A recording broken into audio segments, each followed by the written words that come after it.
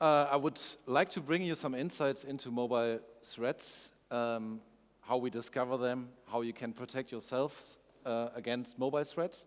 As a person? As a person, yeah, as an individual. That's useful information. Yeah, so maybe you become the vulnerability. So we heard today a lot of around vulnerabilities, but in the end, you could be also the vulnerability as an end user. And you could be the stepping stone within your own company. Absolutely. Or someone else's. Yeah. Well, I'm looking out for it. But Thank you. You're from Lookout, so that's okay. Hand of applause for Sascha.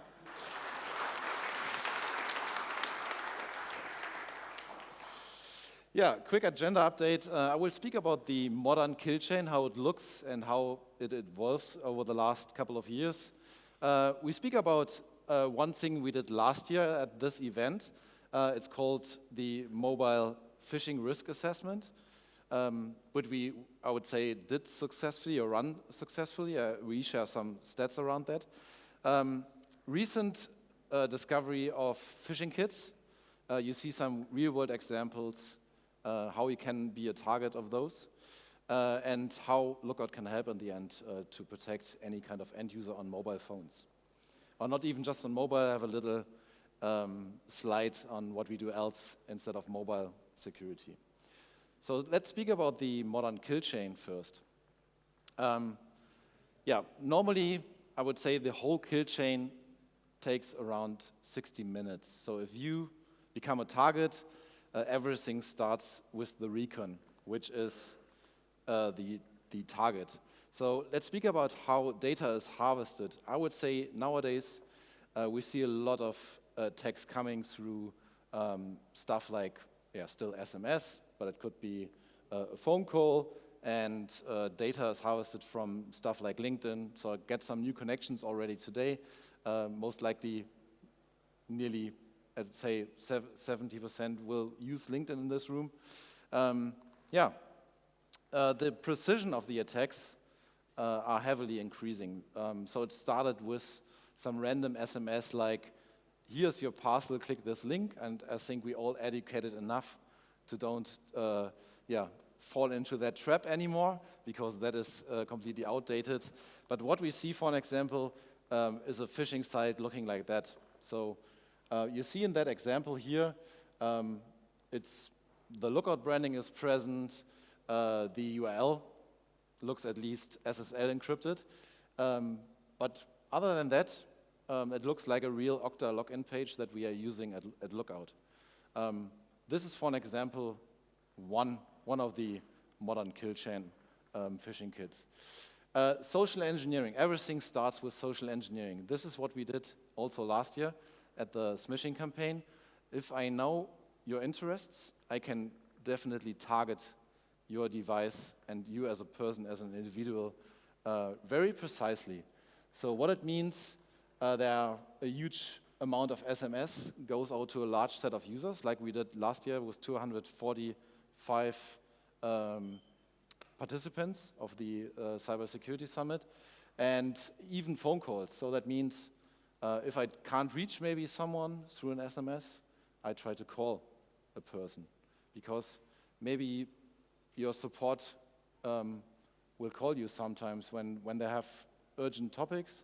So phone call is something that you maybe also see as a valid confirmation, or even it starts with an SMS and the guy texted you that he will give you a call, because that is the nature of maybe validation for someone. SMS first, I don't respond. If someone is then calling you, you believe in the attack.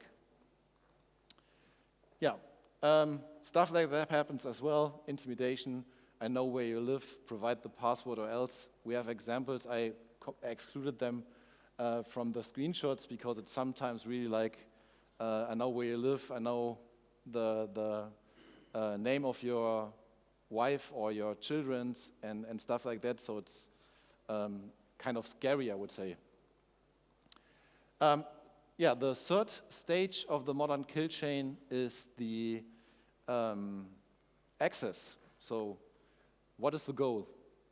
As soon as the social engineering campaign was successful, I like to get access through credentials. So username, password, and mostly multi-factor authentication nowadays. So if you're still using services without multi-factor authentication, then you don't worry if someone get access.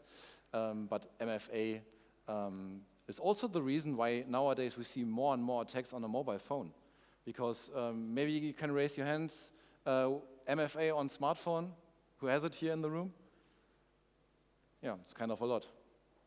I think back in the days we had the RSR tokens maybe, the physical devices, but nowadays it's mostly a software token that sits on your phone, and that is the reason why hackers likes to gain access to your smartphone instead of your PC, because the second factor is not present there. Yeah, another example, Slack, email, file shares.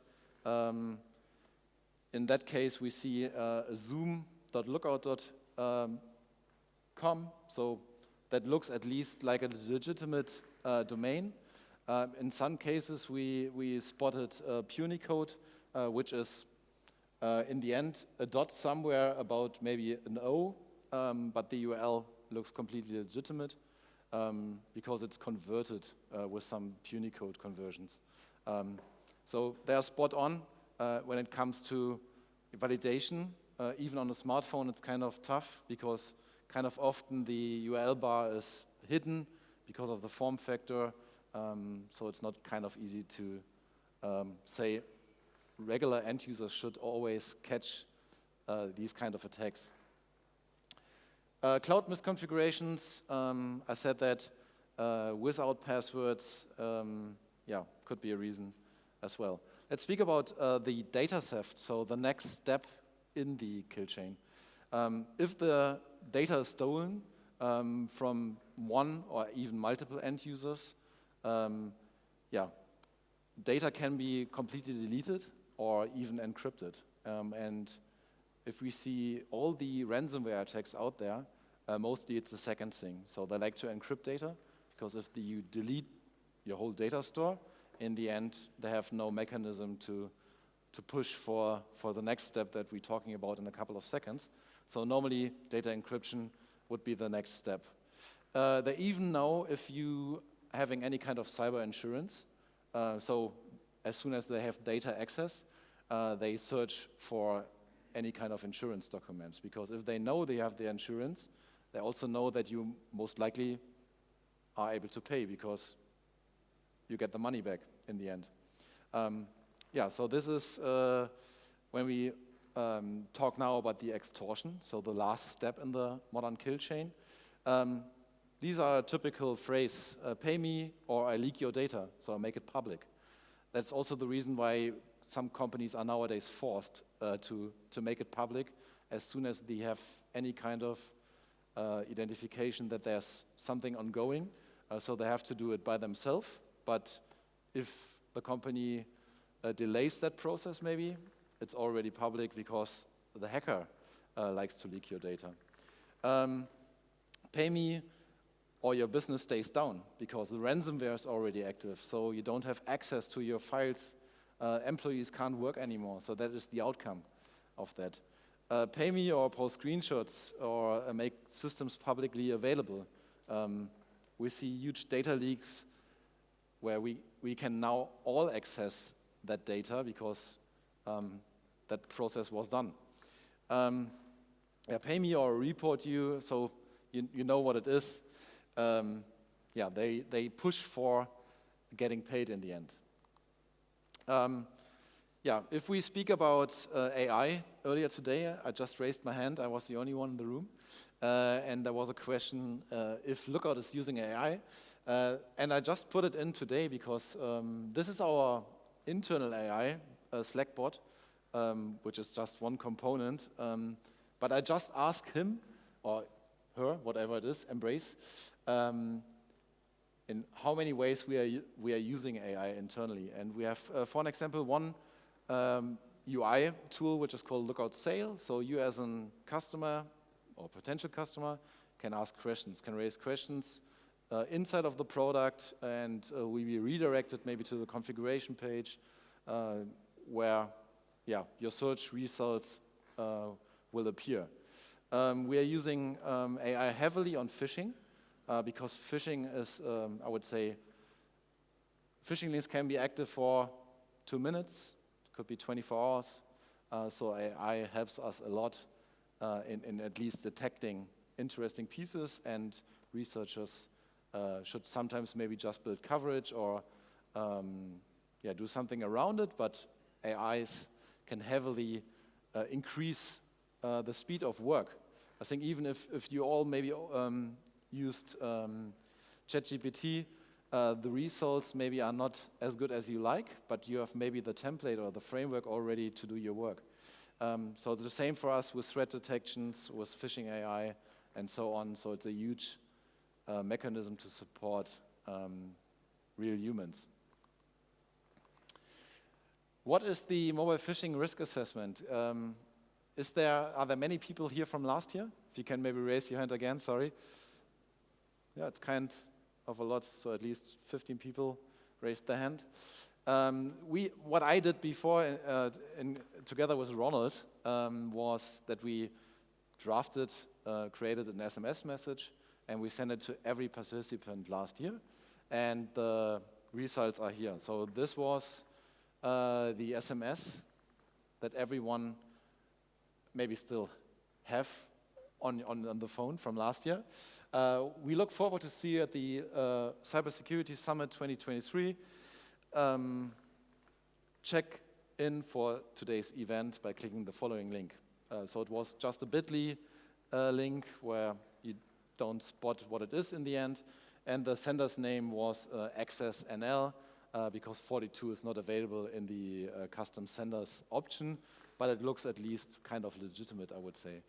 What was the outcome of that campaign? And that is, I would say, still nice to know if you don't participated last year.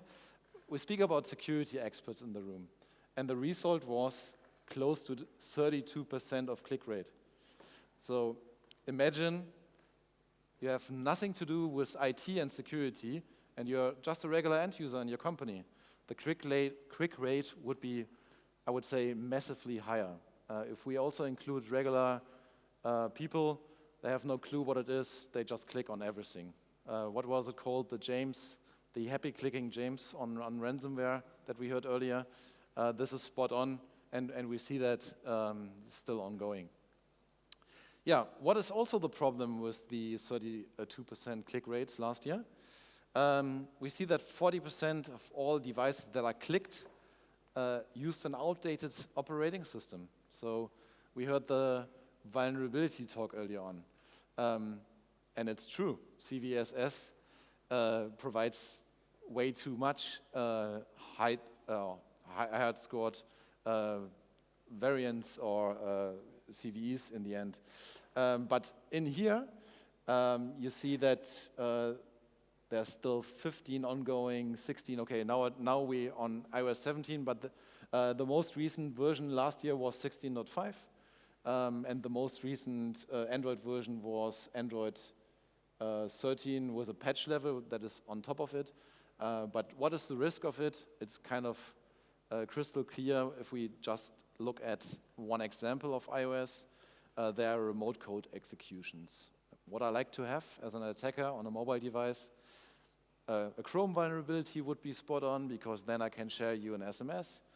Maybe you don't even have to click it. It will be automatically executed, or maybe something in WhatsApp which would be spot on, so I can maybe leverage a GIF image or an incoming VoIP call. So the end user don't even have to click on something if the operating system and even applications are completely outdated. So make sure, that's one recommendation from my side, make also patch management existing on a mobile, because we have here vulnerabilities as well, and they're highly critical. Let's speak about some recent threats and discoveries that we see out there. I like the picture, it's called Crypto Chameleon. How we discovered Crypto Chameleon?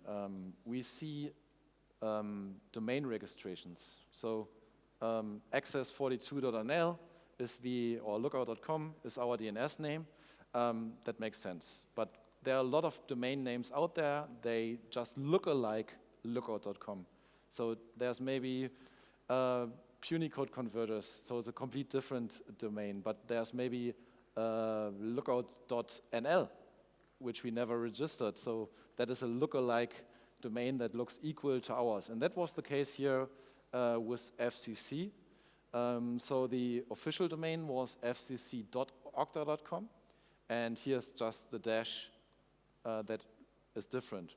So I would say spot on. If you receive that message on a smartphone, you don't notice it. It's kind of successful. So that goes to the end user's phone, and we see now how it looks. This was, for an example, one recent attack. It's an SMS message where the end user get an urgent message from support. If you have access to your account from Salt Lake City to log the, or if that wasn't you, please press no, which makes sense because you say, okay, it wasn't me. I'm here in the Netherlands right now, so I can't access any service through Salt Lake City. Or maybe you're just even somewhere in the US. So the initial response should be no. And then next step is they ask you to change your password, because that is also, from an end user perspective, a common behavior. There was a suspicious attack against your user identity. Next step should be always change password. Makes sense. More examples, we spotted around 300 domains. All customers here were using Okta, which is a single sign-on identity provider. Could be also Azure, whatever it is, but you know the thing, end users logging in, they're getting access through single sign-on to multiple cloud environments, like Office 365, Slack, whatever it could be. So Okta is a popular target, I would say, in that scenario. These are even more social engineering campaigns. Just a question. So here's a time, but I didn't see any timer running down. So just to let you know, I have no clue how long I talk already. 70 minutes, thank you, Judith. Social engineering, we speak about it. Here are many more just recent examples, how good they are, how targeted, how specific they can be. Again, first example is an SMS. You see, again, the same example, clicking no on Coinbase. Response again, secure account, so credential theft is ongoing. Even a phone call. So if you maybe responded with yes or with no, and there's no next step in your behavior, so you don't change your password, they give you a phone call. Because what we also see, there are real humans behind the scenes. It's not just AI-powered or whatever it is. They try to get your credentials. So, and in the end, it's a huge outcome. So there are many people sitting there and working in their department and hacking people. Coinbase. We see here, it looks like a smartphone app. It's a black background. It looks like on Safari, for an example, if you using apps kind of often, some of the App Store apps are just in the end web links.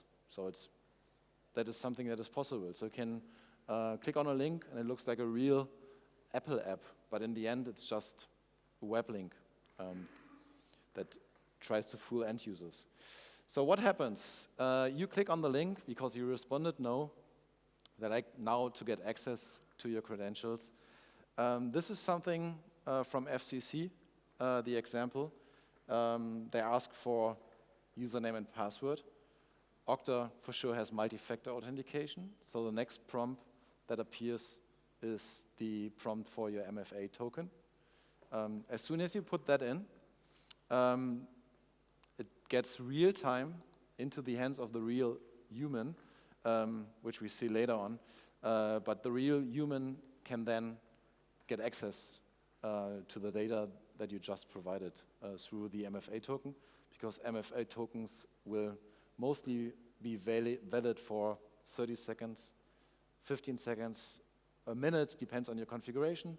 So a real human makes sense to make sure that the just provided credentials will be stolen straight away without any delay. The FCC attack that was ongoing that we detected, this is the phishing kit experience. So first of all, they make sure that crawlers will not get access. So they protect themselves through a captcha, because automatic crawling of some security solutions will identify otherwise that this is a phishing kit that sits somewhere. The captcha will also make sure that, have at least a kind of protection against certain security providers. And then, as in my example before, you see now that the Federal Communications Commission is the target, so we have a logo. That looks completely powered by Okta. Even here, you see fcc-okta.com. So just a minor difference to the legitimate URL. And then, as soon as you provide that information, they will even redirect you to something that looks like your Okta page. So even the next step is not maybe something you straight away catch and give your security operations or your help desk a call. This is the customizable options that they have in their phishing kits. So they can definitely target you, because they know my target device or your target device will be an iPhone. So you see here, it's an iPhone in Salt Lake City, Utah, so you can completely customize that to even attack someone sitting in the Netherlands. And you can also provide how many digits the code should be like. So, because two-factor authentication tokens could be 6, 7 digits, whatever it is. So maybe you have to do a bit of trial and error until you get a successful one, because that is maybe something you didn't know. Yeah, as soon as the attack is done, the next step will be that they're seeing credentials. So we're seeing, I would say, web UIs that are looking like an enterprise product, where they can get the access to the credentials. We're seeing Telegram channels where just your data is streamed in real life into a Telegram channel, so they can just look at their smartphone and see, okay, there are new user credentials because they are receiving a push notification in the moment when you provide your MFA token. So the Telegram appears and they can just do it in real time before the token is expired. And here are some examples: username, password, prompt for a new password for sure. The first thing they will do is to change your password to a new one that you are locked out of your own identity. This is always something we see. As soon as the process is done, they have access to all the cloud services in the end, because behind Okta, you get access to everything. It's a single sign-on tool. That means O365, Slack, Salesforce, HR tools, whatever it is accessible from now on. And this is the moment when they start doing data searching. And so they're searching for people, for insurance documents, everything we already know. This is then the ongoing piece from that stage, from that moment onwards. And I forgot to click, but this is the screenshot or the slide to what I just said. As soon as you have Okta access, if you're not familiar with Okta, this is how it looks like. So I can click now on Confluence, on DocuSign, see maybe who just recently get a new job here, or maybe draft a paper to do any kind of payment to someone, and someone has to DocuSign it, because I have now access to all these tools. The next step, if you remember the modern kill chain, is the payment and recovery. Most of the times, data deletion is not the goal. it's data encryption. So this is one of the measurements. If you know, okay, I can't get access my own data anymore, then you know that there's something really ongoing. And then you should call Ronald and the team, and they can support you. The outcome. What is the outcome? And this is kind of the painful part of all the ransomware attacks. Some recent examples. Who was in Vegas already? Many years ago. Really, just one in the room? Okay. Maybe a second one, yeah. So we had, for an example, not with Lookout, but with my old company, we had some sales kickoffs in Vegas, and I was at least in the MGM resort. It's a huge hotel complex. MGM has a lot of hotels in the Vegas city. Everything is around gambling, around fun. You have big conference rooms where you can host stuff like a sales conference for a software company. And Caesars Entertainment and MGM got hacked by Scattered Spider, which is one example that we just learned. So it's a targeted SMS spear phishing campaign. With Caesars, they decided to pay the ransom, which was $15 million US, and why? Because they try to avoid the release of the data that the hackers got already. With MGM, they decided to don't pay the ransom, and the outcome was a full disruption of any service. Imagine if you check into a hotel nowadays, the first thing you have to do, hand over your your ID card, and they register you. Next step, you receive a room key. The room key is nowadays always a digital card. It's not a key anymore. That room key is also be used to step into the elevator. Elevator access was not operating anymore. So from a check-in process to entering your room to going into the gambling area, whatever it is, anything was disrupted because they had no access to their data anymore. So the outcome was 100 million lost in revenue because they can't operate as usual. If no one can get into the room, can gamble as usual, it's a completely disaster for them. That was done through the orchestration of Scattered Spider in that case. We spoke about Crypto Chameleon as well. That was Coinbase and the FCC in January and February even this year. So later, more recent examples. Lookalike domains, we learned that. You saw that FCC- instead of .okta.com. And there's no multi-hundred millions behind that, but the outcome is always a pain. I think we heard that around Checkpoint, was it? I think the other example was Palo Alto, and there was a third one in the talk earlier this morning, where you know, as soon as you got hacked and breached, and there's a vulnerability in your solution, Ivanti, it rings a bell, there's a reputational perspective behind that. Even if you solve the ransomware campaign and so on, mostly if you public, your stocks will fall down, whatever it is. So from a reputational point of view, it's a nightmare to get hacked on a mobile because you have no protection. So how can Lookout help and solve with that issue?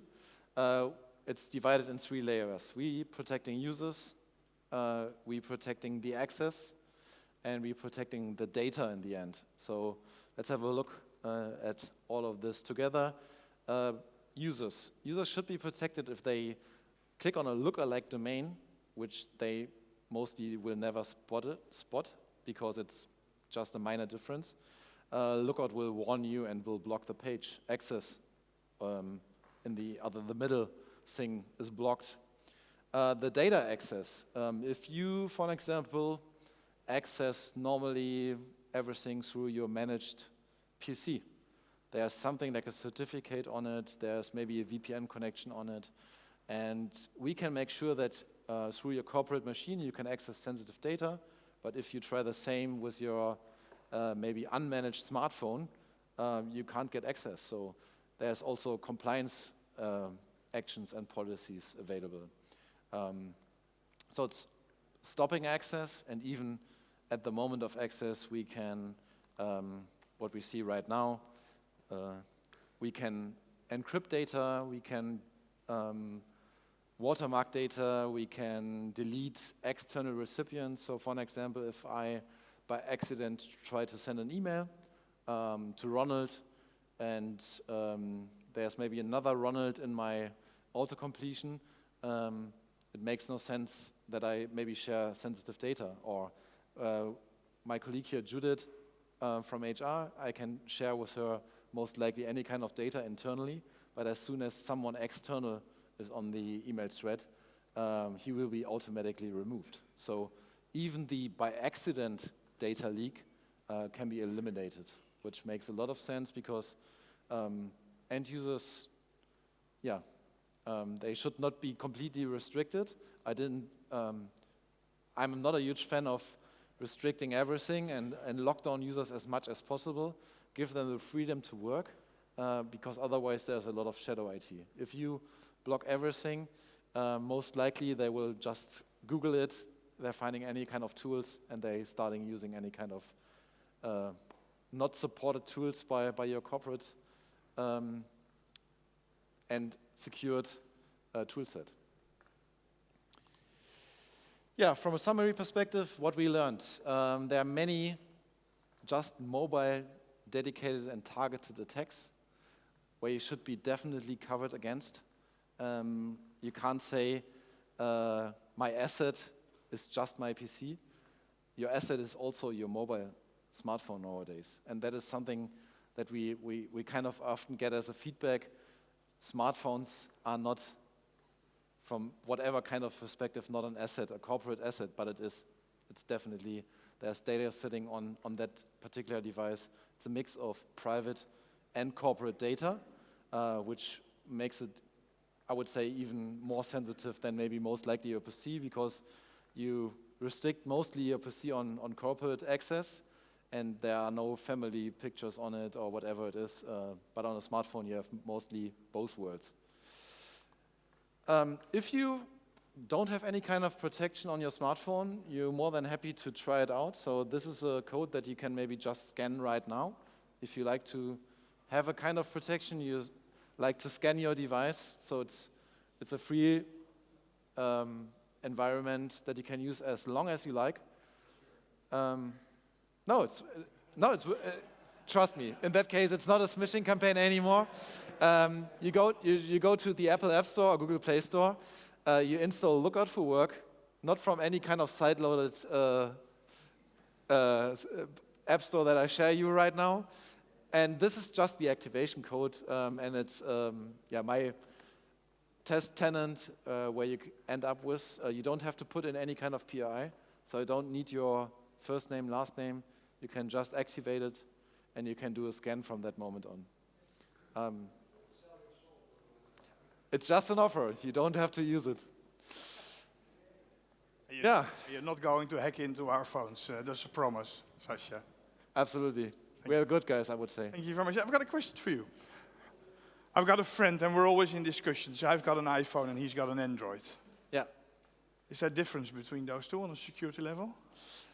Absolutely. Yeah? Yeah. So on Android, for example, you can easily sideload from anywhere. So Amazon has their own application store, Samsung has it, and many more. So from that point of view, Apple was completely different till 17.5, when the EU said, Apple, your ecosystem is too closed, you have to open up now since 1.5 months to other stores as well. But on Android, but as long as I'm using the Apple Store, I'll be safe. Yeah, because the Apple Store, I would say, is very well pre-scanned.